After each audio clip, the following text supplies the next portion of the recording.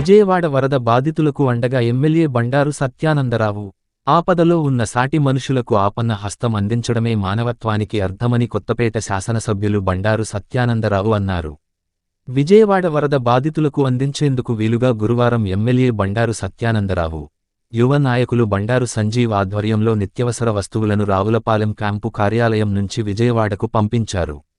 ఇందులో భాగంగా 10 టన్నుల బియ్యం, 7 టన్నులు కూరగాయలు, 10,000 వాటర్ బాటిల్స్, 20,000 వాటర్ ప్యాకెట్లు, 2,000 పాల ప్యాకెట్లతో కూడిన సుమారు 10 లక్షల రూపాయలు విలువ చేసే నిత్యావసర సరుకులను పంపించడం జరిగిందని తెలుగుదేశం పార్టీ నాయకులు తెలిపారు. వరద బాధితులు సహాయార్థం దాతృత్వం చాటుకున్న దాతలు రైస్ మిల్లర్స్ అసోసియేషన్, మడికి కూరగాయల మార్కెట్ అసోసియేషన్, ఇటుకబట్టి యూనియన్ వారిని ఎమ్మెల్యే బండారు సత్యానందరావు అభినందించారు. ఈ కార్యక్రమంలో కూటమి నాయకులు తదితరులు పాల్గొన్నారు.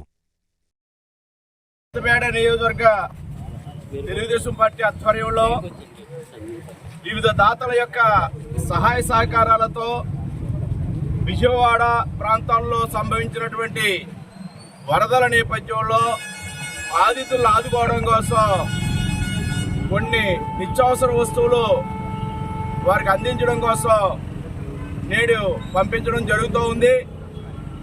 ఆ సందర్భంగా వాటి నుంచి 4 వాహనాల్లో ఈరోజు ఇప్పుడు బయలుదేరుతూ ఉన్నాయి. బియ్యం 5 కేజీల చొప్పున 10 టన్నుల బియ్యం 2,000 పొట్లాలుగా ప్యాక్ చేసి క్వాలిటీ బియ్యం 5 కేజీల చొప్పున 2,000 పొట్లాలు, కూరగాయలు 7 టన్నులు 2,000 మందికి సరిపడా 4 కేజీల చొప్పున కూరగాయలు 2,000 మందికి అందే విధంగా ప్యాక్ చేసి పంపించడం జరుగుతుంది.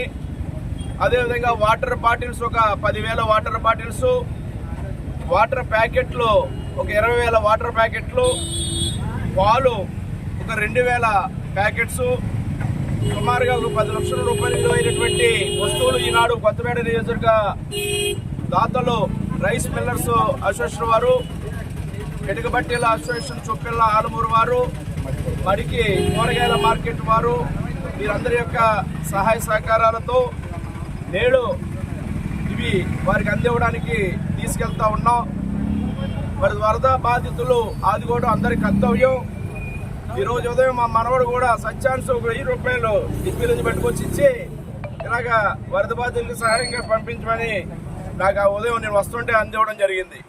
అంటే ఇది అందరూ కూడా ప్రతి ఒక్కరూ ఎవరి వంతు వారు ఈ బాధితులు ఆదుకోవడం సహకరించవలసిన అవసరం ఉంది. గతంలో కూడా మన ప్రాంతంలో ఇలాంటి పరిస్థితులు తలెత్తినప్పుడు ప్రపంచవ్యాప్తంగా అందరూ కూడా తరలి వచ్చి కోనసీమ హరికేన్ లేదా వరదలు తుఫాన్లు సంభవించినప్పుడు అనేక మంది ఆదుకోవడం జరిగింది.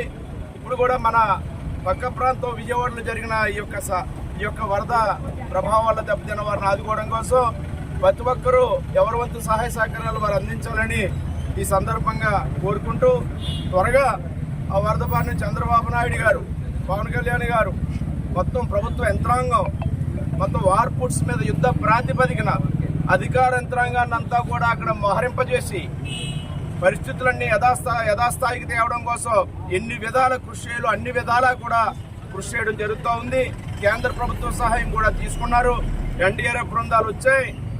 నిజంగా చాలా దారుణమైన సంఘటనలు, మంచినీరు ఫుడ్ కూడా అందకుండా వరద ముంచెత్తింది. కానీ అనేక రకాలుగా డ్రోన్ల ద్వారా కానీ, హెలికాప్టర్ల ద్వారా కానీ, ఎన్డీఆర్ఎఫ్ బృందాల ద్వారా కానీ అన్ని విధాలా కూడా టెక్నాలజీని ఉపయోగించి చంద్రబాబు నాయుడు గారు ఈనాడు వారికి ఉన్న అనుభవం, ఇక్కడ అనేక సార్లు హుదూద్ కానీ ఎక్కడ దేశంలో వరదలు సంభవించిన చంద్రబాబు నాయుడు గారి గైడెన్స్తో చేసిన సంఘటన కూడా మనకు తెలుసు. ఆ అనుభవం అంతా ఈనాడు ఒక అనుభవించిన ముఖ్యమంత్రి ఈనాడు మనకు ఉండడం వల్ల విజయవాడ ప్రాంతంలో ఈనాడు ప్రజలకు ఇబ్బందులు తలెత్తకుండా ఈనాడు త్వరితగతిన పరిస్థితులు యథాస్థితికి రావడానికి ఆయన కృషి చేస్తూ ఉన్నారు. అందరం కూడా భాగస్వాములు కావాలని ఆ వరద బాధితులందరూ కూడా సంఘీభావం ప్రకటిస్తూ ఈ సహాయాన్ని ఈరోజు మేము వారికి పంపిస్తూ ఉన్నాం. చంద్రబాబు